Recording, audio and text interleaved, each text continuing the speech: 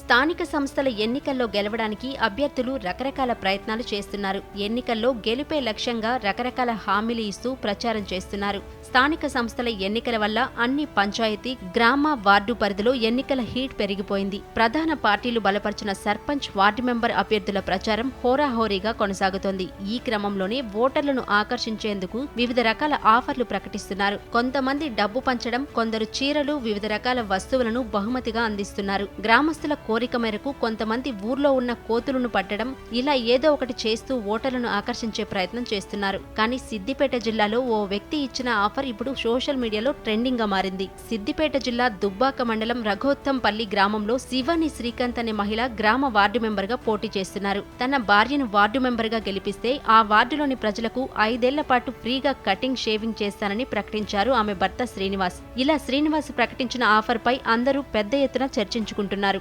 కొంతమంది ఉన్నవారు ఉంటారు, కొంతమంది లేని వాళ్ళు ఉంటారు. కాబట్టి నా వృత్తి మంగళ వృత్తి కాబట్టి మేము అందరికీ, నా వార్డు సభ్యులందరికీ, మగవాళ్ళకి ఫ్రీగా కటింగ్, గడ్డలు చేయదలుచుకున్నాను. ఎందుకంటే అందరు సమానంగా చూద్దామని చెప్పేసి, నా గ్రామం మా వార్డులో చూద్దామని చెప్పేసి అట్లా చేద్దామని చెప్పేసి దాంతోపాటు మా వార్డు చాలా వెనుకబడ్డది కాబట్టి దాన్ని కొంచెం ముందుకు తీసుకొని ఆదర్శ వార్డుగా, రఘోత్తంపల్లి గ్రామంలో ఆదర్శ వార్డుగా నిలుద్దామని చెప్పేసి, వర్క్ చేద్దామని చెప్పేసి ముందుకు రావడం జరిగింది.